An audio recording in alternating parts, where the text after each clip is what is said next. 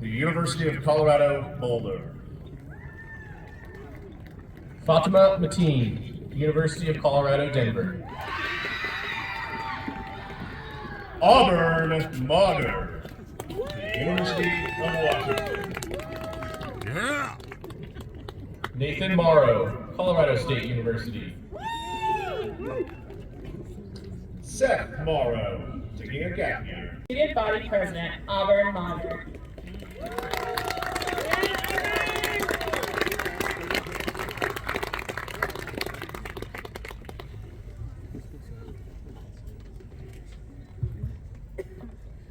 The trouble with schools is, they always try to teach the wrong lessons. At least, that's what I would say if I was Prince Fiero from Oz. You're welcome to all my Wicked fans out there. Well, alas, I'm just Auburn Mater from Littleton, Colorado. And unlike some Ozians out there, I must say I've learned quite a plethora of lessons from my experience at STEM School Highlands Ranch. Whether or not they're the right ones is fully up to debate, but for my life and as I've witnessed in the lives of countless others, they've made a sensational difference. One of the biggest things I've learned from STEM is the power of fellowship, and I'm not talking about that which relates to rings. Although I've had more than enough STEM adventures that have felt like a trip to Mortar and back, the eclectic STEM community has absolutely been blossoming with so much passion and support. Whether it be the espousal of STEM admin showing up to our all-state volleyball game, the community, I lost my place. The collaborative nature of our AP Lit class as we try to figure out what the heck the symbolism of the alarm clock in native sun is. Or the sweet, sweet motivation of Dr. Lasky's brownies, arguably even better than non-boss bread. STEM's community has always been so unified and cooperative, allowing us to defeat challenges bigger than Morgoth, seek heights greater than Mount Doom, and pursue more ambitious goals than even the wisest and greatest of wizards. On the note of wizards, one of the biggest part of this support that makes STEM truly magical is undeniably the passion of our staff, even greater than that of the professors of Hogwarts. I truly mean it when I say that STEM teacher Spark is more brilliant than a Patronus. Between Miss Bates' endless supply of punny math shirts that comes straight from a Gemino spout, Mr.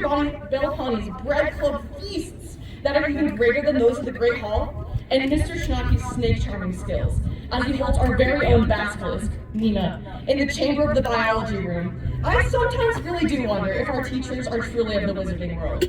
Because the magical part about all of their passion is that it translates to us students, giving us our own community, tighter knit than the Order of the Phoenix, despite all this ignorance. Obviously, STEM is no Hogwarts, but with the zealous passion, our teachers have given us the spells to conquer any Death Eaters or Dementors that life throws our way. All of this brings me to the next big thing I've learned from STEM, which is the power of diversity. For all of its unity, STEM has such a diverse culture of different intellectual backgrounds, even more so than the crew of the USS Enterprise. By bringing all of our unique perspectives together, however, we've created our own federation of minds, from which innovation simply blossoms. I mean, I've had conversations in Miss Graham's room about modern feminism, double consciousness, AI, and even the very origins of life itself, where we've been able to spark the perfect balance between logic and emotion that even Spock would respect. In such a bloom of intellectual diversity, we're able to assimilate ideas from all corners of thought, much like the Borg's adaptability, but without the whole resistance of speed tapping. It's here where we've found warp speed in our pursuit of knowledge and innovation, not only allowing us to live long and prosper, but problem solve and succeed together. I just hope none of you guys are wearing red under your gowns. It's also with this diversity where another mutant of the STEM experience arises, which is the ability to accept the weird and the different.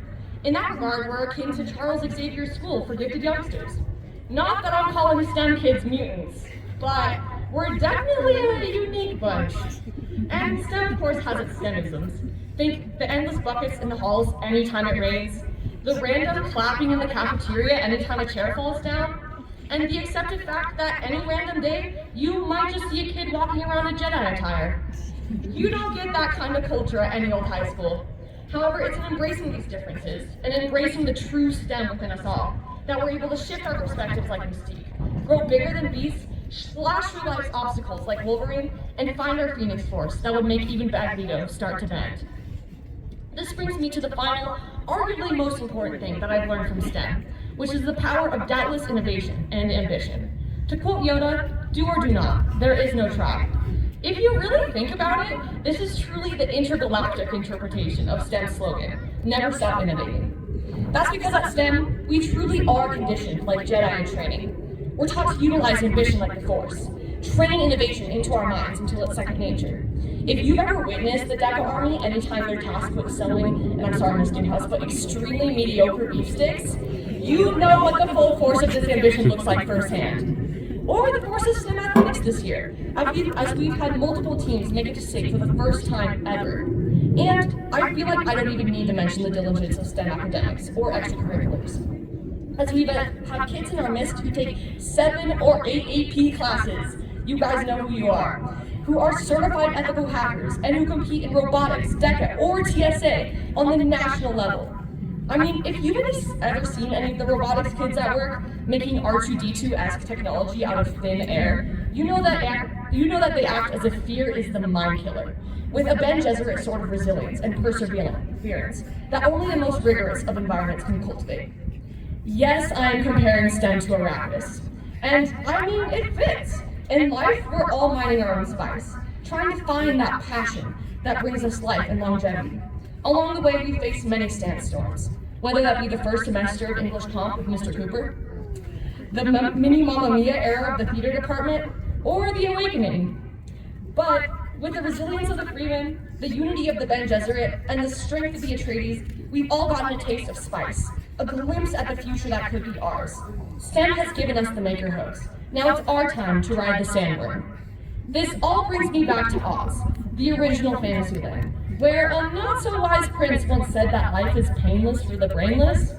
Well, obviously Fiero has never been to STEM. We may not have prize knives, the rings of power, lightsabers, or a vibranium shield, but throughout all of our years of high school, STEM has given us the Infinity Stones of fellowship, passion, diversity, and ambition needed to conquer anything that life throws our way, whether it be as small as Ant-Man or as big as Ant-Man. That's because at STEM, we've been living the fantasy all along, learning the lesson that fiction only dreams of capturing. I hope you all realize how lucky you were to have such an occasion as this, and may the lessons STEM has taught you bring you so far in life. Now, all we have to decide is what to do with the time that has given to us. J.R.R. Tolkien. Thank you. Now, before I move on, I'm going to go off script a little bit and take a selfie of all of us before we graduate in our last moments of being seniors. So, everyone smile really quick. I've got many requests to do this. Alright, thank you guys. Let's see this wind. And now, 2025 graduates, please move your tassels from the right to the left side to signify your completion of your graduation requirements.